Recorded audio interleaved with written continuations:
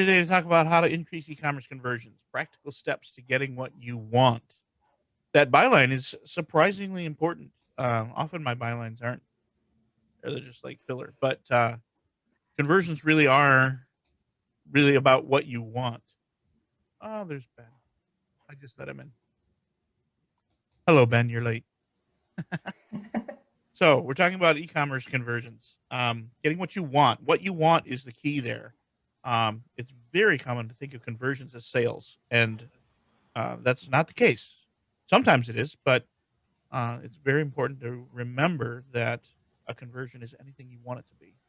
We'll talk about that in a minute. Um, I'm Topher DeRosia, Senior WordPress Architect at Camber Creative, Brand Ambassador for BigCommerce. There's my email address. You can find me at Topher1Kenobi just about anywhere on the internet, especially Google. Google will help you find your favorite way to contact me. So let's get started. Our agenda, we're going to talk about conversion rates. What is a good conversion rate and how to figure out what yours is. We'll talk about how to monitor conversion rates because if you're not measuring it, it doesn't matter. We'll talk about how to increase conversion rates, 7 actionable steps you can do right now to your site, and then we'll do Q&A at the end. So, e-commerce conversion rates. What is e-commerce conversion? It's when a shopper completes a goal you've set up, which is pretty vague, but it's deliberately vague. It can really be anything. Traditionally, it's an online sale, but it could be a user adding a product to their cart or adding an item to their wish list or email signups or social media shares. It's any KPI your company finds valuable. Key progress indicator. Um, I was just thinking this morning as I was reviewing my slides, some examples. One would be, say you are a company that has brick and mortar in the eastern half of the country and you want to go to the western half. So you've got an online store. You could set up a tracking goal in Google Analytics to track both sales from the eastern half of the US and from the western half, calculate your conversion rates, and you could pay a developer to hit the Google Analytics API, get that data, build a cool chart that you put on your TV in your office, and people can just look at the TV every day and say, "Hey, look, our western half of the country is growing slowly day by day," and just some options there. So conversions really can be anything that you find valuable. An e-commerce conversion rate is the percentage of website visitors who purchase something from your online store or met a goal in a set period of time. Now, these numbers are specifically for sales. You might get a different rate for just general shoppers or putting something in a cart or something like that. So, an average purchase conversion rate is 1 to 2%. So, even if you're doing everything right, you can still expect to win the sale around 2% of the time. And that should be your baseline. This blew my mind when I first got into e-commerce. I assumed most people who came to your store bought something. Why would you go to the store if you're not going to buy something? Maybe this is the man in me. I don't go to the store unless I'm going to buy something. Um, but 1 to 2% is the industry norm. So don't feel bad if you're only at 4. You know, you're doing pretty awesome at 4. Calculating your conversion rate. You divide the number of visitors by the number of conversions to get a percentage. So if your online store is getting 5,000 visitors and 50 conversions for a set period, you're at 1%. And you could do some marketing to double those conversions and get to 2%. Or maybe you want to get more visitors or whatever. Um, this is how you figure out what it is. Now, a lot of apps will tell you this. Good stats programs, Google Analytics will tell you this if you have set up e-commerce properly in Google Analytics. So let's talk about tools to monitor conversion rates. If you're, as I said, if you're not measuring it, it doesn't matter. But there are a lot of different things to measure and different ways to measure them. We're going to look at heat maps right here. A heat map It's usually written in JavaScript, and it keeps track of where the mouse is on the page all the time. It pays attention to how long it sits on an item, how long it sits before it clicks an item, where it moves after it clicks, before it clicks, all that stuff. The screenshot we're looking at here is from Hotjar. I not being paid to promote Hotjar. I just found this cool shot, and it's really neato. On the right is what people see as the page loads. So you've heard the term above the fold, and you've probably heard from web developers that on the web there's no such thing as the fold. That is not the case. The fold is what they see on the screen when it loads. And if it's not enticing, they don't scroll down and they never see what's below. So in this shot, you can see the red is above the fold. The yellow is something kind of close. Maybe that's people just fiddling with their mouse. But the green is where people actually scroll down and start to see stuff. On the left of that screenshot is where the mouse hovers. And you can see, I can't even see what the button is up there next to the logo. But whatever it is, it's really important. People click it a lot. So that button is really valuable to you. Don't move it. Don't break it. Don't change its name to something people don't recognize anymore. Direct more traffic to it, whatever you can. I can't see what's there on the left. Those three dots. Maybe there's a menu there, or a nav or something. Maybe it's the social links. I don't know. But this tells you that that button is hot stuff, and you want to put under that button, like after people click, you want really valuable data, things that people stay for. So these are things that you can do to track your customers. Find out who your customers are. Quantcast is another app that does a lot of uh, research on traffic, and they can figure out things that are almost spooky to me, like how old people are and how much money they make, and education, ethnicity, gender, etc. Um, but this can be really valuable information. For example, if you are selling primarily toddler clothes, and it comes back and says most of your buyers are in their 80s, then you realize that although you're selling toddler clothes, you're selling to grandparents. Um, and that can impact your marketing, who you're talking to, why you're talking to them. Maybe you want to change it. Maybe you want to say, well, I need to go after more parents. I need to get that younger demographic. Then you change your marketing that way. So finding out who your customers are can really impact how you market and how you direct them through your website. So find out where they're going. And the old classic Google Analytics is probably the best way. They can tell you where they're from, how they found your website, whether they're returning or new, what browser they're using, how many visitors converted, and how long they stayed on your website. Um, I want to make a point of saying, talking about the browser and OS, because as a nerd, that's neato to me. I just want to find out who's using Firefox and who's using Chrome and all that. But it didn't really occur to me how valuable that really is for e-commerce. Um, Early on in the BigCommerce for WordPress project, we had a problem where um, the checkout wasn't working in Safari, only Safari.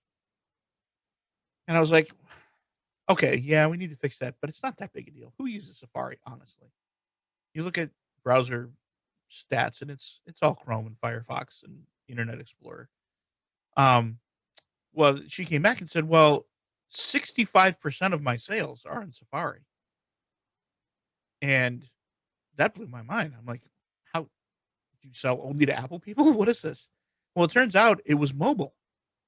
It's all iOS. And on iOS, Safari is the main browser. You can get others, but people generally don't. Um, so then that widened my eyes to think that, well, if 65% of all sales is mobile Safari, then what about the other mobile apps? What about all the Android people on Chrome? As it turns out, 75% of her sales were mobile. Um, so just by tracking what browser they're using led me down the path to find out that most of her buyers were mobile. And once you know that, then that should dramatically change your site design and how you guide people through your site. So it's really worthwhile to find out all the techie stuff about your customers, where they're going, what they're using, that kind of thing. Then find out what they want. So we talked about Google Analytics, which can tell you about traffic, but just about every good e-commerce platform has built-in stats that can know things that you really can't know from the outside with a JavaScript widget. Um, so it's things that get processed on the server, like what shipper your customers use most, what credit card processor they use most, what people buy most or least, what people return, what people search for, that kind of thing. You should really, really leverage the stats that your platform provides. BigCommerce has great stuff. WooCommerce has great stuff. Find out where it is and dig in. Um, I want to highlight what people search for because that's really, really useful. If if people come to your website and search for something very frequently, but that thing is already on your homepage, you have to ask why. Why are they why do they feel compelled to search for it if it's already on my homepage?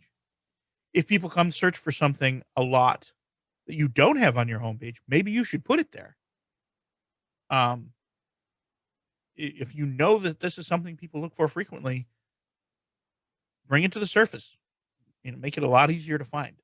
Um, so search is a really valuable thing, and finding out what people are searching for is really important.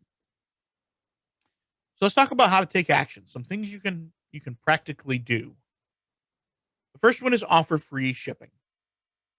Amazon has ruined it for everybody else. They offer free shipping to most people in most things, and people expect it.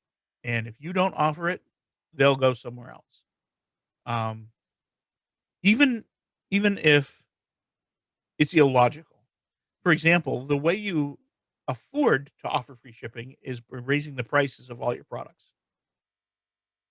They're still paying for shipping. It's just rolled into the product, and so it looks cheap. It looks free. Um, excuse me. Um, it's it's illogical to raise your prices and offer free shipping to get more sales, but it works. And if you're not doing it, they're going to go somewhere else. So there's really, really no excuse not to. Um, there are exceptions. You have to look at your product. I built a site for a guy selling frozen soups, and every time he had to ship some, he actually had to drive to the grocery store and buy dry ice in a mini cooler and pack it up and send it to Nevada in the summer. And it was different every single time. And he couldn't afford to just do free shipping because he couldn't know how much to raise the price of the soup. So there are differences. Look at what you're offering. Make sure you can pull it off. But I really strongly recommend you offer free shipping. Provide limited time coupon codes, and both parts of that are really important. People love a deal. If you have a coupon, you're going to get more sales.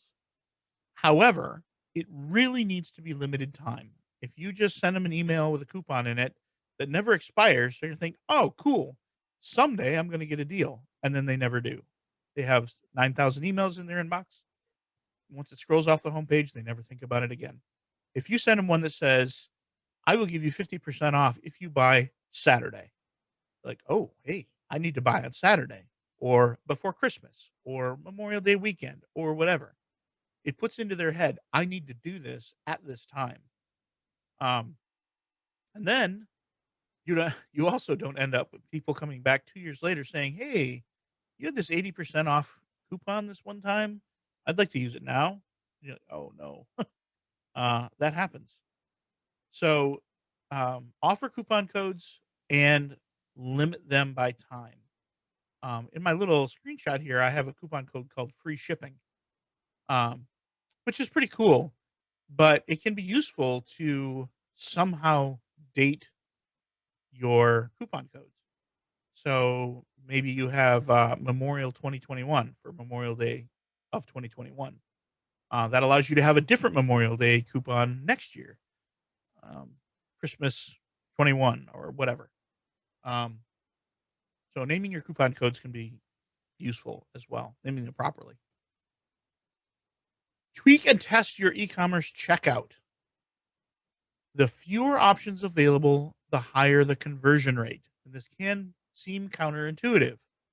Offer fewer payment gateways, fewer shipping options, fewer choices.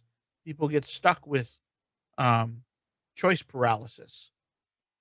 Should I use FedEx or UPS? I don't know. Which one's cheaper? Which one's going to be faster? If you only offer one, they don't think about it. They just move on. Um, this is found to be true over and over and over again. The fewer options you have, the higher the conversion rate because people have to think less and they move through faster, and it just works that way. Um, if you can, consider skipping the cart altogether and go directly to checkout. This really only works if you're only offering one product, which you might be. Lots of stores only offer one product. If you're only offering one, you don't need a cart. You don't need to say, "Hey, you just put this in your cart. Now let's go check out." You take them right to checkout. It skips a huge process or a huge step and shortens the process, and you get higher conversions. Use cart abandonment software. This is where, um, in order for this to work, you need to get their email address, really. And so they put something in their cart, they go to checkout, they put in their email address as a guest, or maybe even they're logged in, and then their kid spills milk on the coffee table, and they slam the laptop shut, put it up on a shelf so it doesn't get wet, and they never come back because they forget. Cart abandonment software will email them and say, "Hey, last week or 10 minutes ago or whatever, however, whatever rate you set, you put this thing in your cart. If you're still interested, here's a coupon, 10% off. We'll make it easier for you." This is so common that I know a lot of people who deliberately leverage this. They will put something in their cart and leave it on purpose so that they get a coupon in 10 minutes. So you need to decide if you want to buy into that or if it works for you or not. That's something you'll have to experiment with. But it definitely increases conversions. I used to work for an e-commerce platform called Easy Digital Downloads, and the owner implemented abandoned cart software just because everybody else was doing it. And he thought it would be neato, and conversions went up by like 20%, which is a lot. Um, so it's definitely worth it. You have to be careful with it. Just the other day, I saw on Twitter that somebody considers cart abandonment emails to be spam because they didn't sign up for this. So be sensitive to your customers. If you start getting more and more people complaining, maybe you need to change your marketing. Maybe you need to change how you're doing it. Um, there's some options. Um, but definitely consider trying it because it really helps. Let customers check out as guests. This harkens back to removing steps. If you force your customer to give their name and address just to buy something or require them to log in, I hate logging in. There's oftentimes I'll check out as guest even if I have an account. I don't want to take the time to log in. It's annoying. Allow them to skip that larger registration process and conversions go up. Happens every time. Now you do need their email address at least because if nothing else, you have to send them a receipt. Um, and this facilitates the abandoned cart software, allows you to sign up to the newsletter, that sort of thing. But don't require a login.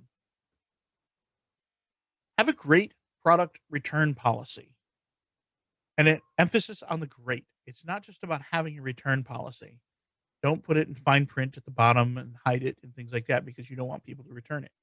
Make it really, really easy and cheap to return things because it gives people confidence to buy. If they feel confident that they can return it easily if they don't like it, they're more likely to buy it. And once they have it in their hand, even if it's not awesome, they're more likely to hang on to it rather than go through the effort of returning something. If I want to return something to Amazon, I either have to put it in a box and have it picked up, or I have to take it to the post office, or I have to go to a Kohl's store. It's annoying. I bought something for $3 one time, and it was completely wrong, and I didn't return it because it's $3. I don't care. So once people have the thing in their hand, they're less likely to return it. So if you make it really easy to return and they feel confident, then they get rid of that fear that they're going to be stuck with something they don't want. Um, so have a return policy and make it great. Make your add to cart and checkout buttons prevalent.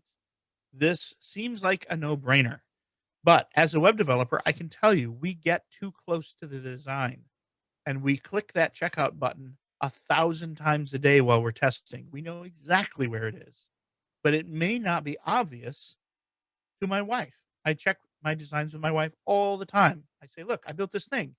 Can you tell me where the checkout button is?" She's like, "Nope, I don't see it. It's right there. Nope, still don't see it. Okay, it's too small. The color's bad." That sort of thing. Um, in the design here on the right, checkout and cart are pretty prominent up in the top right. The little cart or the little bag with the number one is pretty hard to see. This is quite zoomed. So at normal size, I mean, the word cart is white on black, so that's pretty good. But maybe we should change the colors of that handbag to also be white and make it stand out a little bit more. Um, Frustrated shoppers are probably just going to leave. Um, if they really want what you have, they'll put the work in to find it, but they'll probably won't come back. So do user testing. Sit somebody down in front of your design that's never used it before and say, add something to the cart, anything, and then go to checkout and find out how hard it is for them. So that was a lot of stuff. In summary, the big deal is to streamline your process. Remove as many obstacles as you can. Don't make people log in. Get rid of the checkout if you can. Um, Anything you can take out of the process will speed it up and you will get more conversions. Make the checkout process as easy to use as possible. And lastly, make people feel like they're getting a great deal on your site. Um, and the feel like is the key there. Even if they're getting kind of the same deal as everybody else, if they feel special at your site, they feel like this is great, then they're more likely to buy from you. And it doesn't have to be about the money or shipping or anything, even really e-commerce. Say you're doing great content marketing and they get to know you as a person and they know that you're a mom and you're selling jewelry to get money for your kids' college. They're more likely to buy from you than Bob the Builder in New York who's making a million jewelry pieces because he wants money. Um, so you make people feel like they're getting a great deal, or they're buying for a good reason, or anything like that. Um, Talk to your customers. So a lot of the data from this talk came from this blog post that I have linked here, and there is a ton more in that post. I highly recommend you read it. And I want to plug the BigCommerce blog in general because it is not about BigCommerce. It is about e-commerce, and it has wonderful information regardless of what platform you're using. It's really about the process of buying and selling and dealing with customers and all that kind of stuff. So regardless of what platform you're using, check out the BigCommerce blog. It's great. As I mentioned, you can get me at Topher at cmbr.co. That's Camber Creative. We're a digital agency. We can help you build e-commerce stores, BigCommerce stores, um, any other kind of website you want. We do a lot of mobile stuff too. So we can help you there. And you can get me at Topher One Kenobi just about anywhere. And that is the end of my talk. Thanks, Topher. Yeah. That was fantastic. Now I've got to go read that blog post. Andrea, I see you waving your hand. Are you just waving at me or do you have a question? Yeah. Oh, no. I was just peacing out. Thank you very much, Topher, for the presentation. I thought it was great. But I do have to bounce out. All right. We'll see you. All right. Does anyone have any questions or anything? Yeah, I did. Topher, that was a really good talk, really good points. I know you didn't get into the software that you like to use, but what software do you use to build an e-commerce site? Do you like WooCommerce? Do you use Gravity Forms and integrate it with Stripe or whatever? What do you like? You know, personally, I don't have a store, and so I tend to build with what the customer, my client, wants. I used to work for BigCommerce, so I like them a lot, both with the regular SaaS platform, but also the WordPress plugin. I've done a lot of work with the BigCommerce for WordPress plugin. I've done some Woo. I like it. I am a big fan of micro platforms like Gravity Forms or Formidable Forms or anything. If you have just like one product or you're selling tickets to an event for a short time or something like that, a larger platform can be a lot of headache. I am a firm believer that each platform has its own pros and cons, and you should look at your needs. For example, if the low headache path is to use a SaaS like BigCommerce, where you just sign up, you pay your $30 a month, and you have a store. Poof. If you want to do a lot of content marketing, which I do highly recommend, then your store should be in WordPress, whether that's Woo or BigCommerce for WordPress, or easy digital downloads. There are a number of options. So it's hard to say what I think is best. I would do better if you said, I'm looking at a store for X. What would you recommend? Okay. Well, thanks.